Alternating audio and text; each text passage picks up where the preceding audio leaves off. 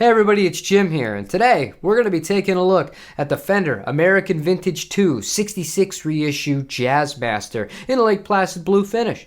We're going to start off by putting this guitar onto the workbench. We're mainly going to be checking for some of the quality control of this instrument, see if there are any issues. Then we'll be doing a sound demonstration of the guitar through the Tone King Gremlin amplifier and an assortment of pedals.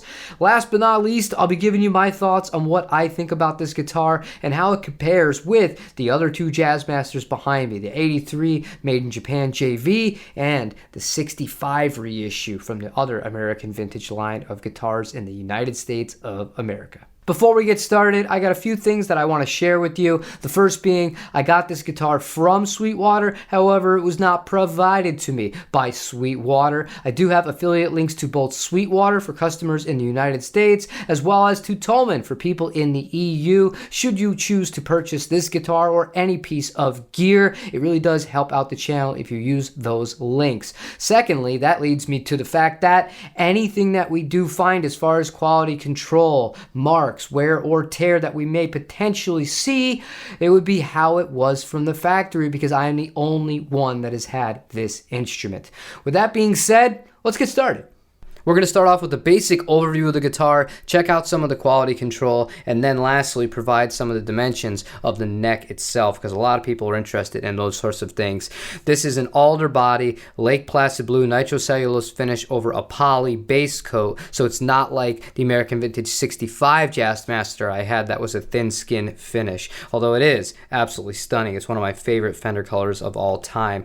You have the vintage style bridge, the vintage style vibrato unit that does have the lock on it, and your witch hat knobs that are also found on the American Vintage 65 Jazzmaster. The electronics are really straightforward for a traditional Jazzmaster. You do have your rhythm circuit, your 3-way toggle switch, 1 meg volume pot, 1 meg tone pot, and then these are the new pickups to the pure vintage 66 Jazzmaster. There's not a whole lot to see on the back of the instrument. You have your F-stamped neck plate as well as a tummy cut. And in regards to the quality control of both the paint job and the finish itself, it's perfect. There's absolutely nothing to really complain about with this instrument as far as workmanship goes on the body, and that's always a really welcome sight.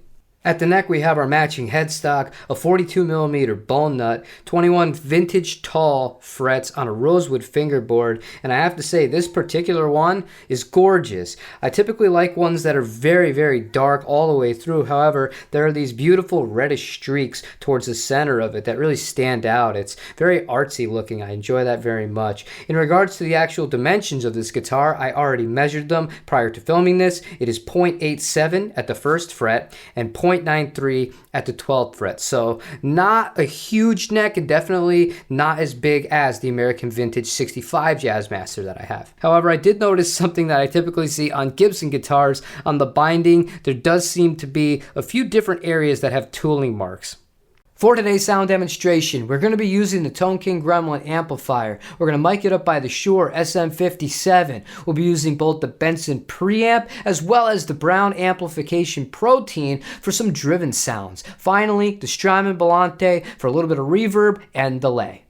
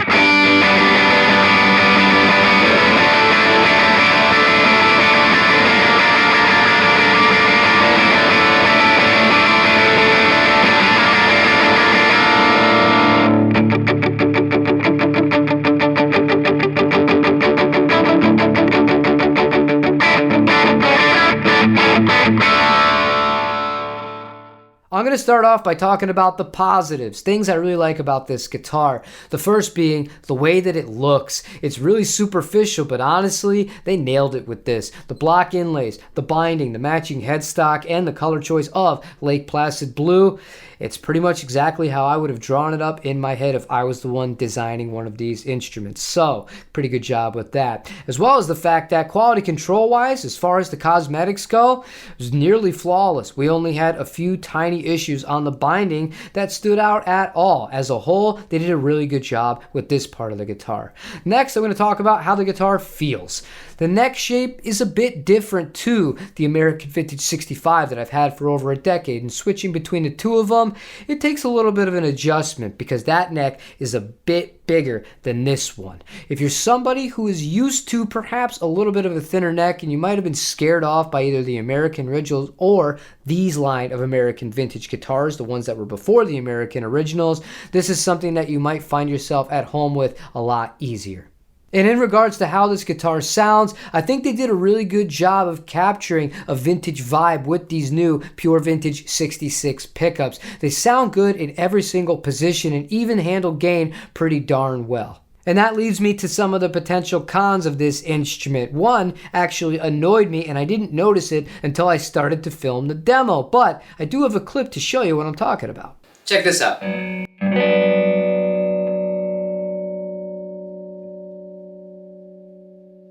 It will spin forever. It's not supposed to do that. To me, on a guitar that retails for $2,500, that's something that has to be caught by the factory. I'm sorry, it's a small thing, but really, come on. You can do better. Now earlier I mentioned how I like the neck shape of this guitar, but I was a little bit surprised that the actual fret work wasn't as good as even the Vintera 2 Mustang that I recently got. It's by no means unplayable, but it was noticeable and I was having a hard time with slides, and that's something that as a funk player and primarily a rhythm guitarist, I am always sliding all over the fretboard, and when the frets aren't level, it's something that I notice straight away. But overall, I really do like this guitar. I think it sounds great, and it does capture the vintage vibe that it was going after. The little issues that I do have with it are just that, minor issues. They're not deal breakers for me. But with that being said, I can deal with cosmetic things. I don't really care if the binding isn't perfect. There's a little bit of a paint imperfection because I do play my guitars and I do ding them up. That's just how I am. I don't really mind. But playability and electrical function are things that, to me, especially the rhythm circuit, this should have been caught immediately. Not a major fix, and it should never pass quality control. And the fretwork isn't so bad that the guitar was unplayable, but at $2,500, I just expect a little bit better. That's all I have for you guys today. If you found this helpful, useful, and or entertaining, feel free to hit the like button, consider subscribing to the channel, and don't forget, leave me a comment. Let me know what your thoughts on this series are and what you thought about today's demo. I really do appreciate your feedback. Don't forget to tell somebody in your life that you love, that you do love them, and get off the internet. Take it easy, everybody.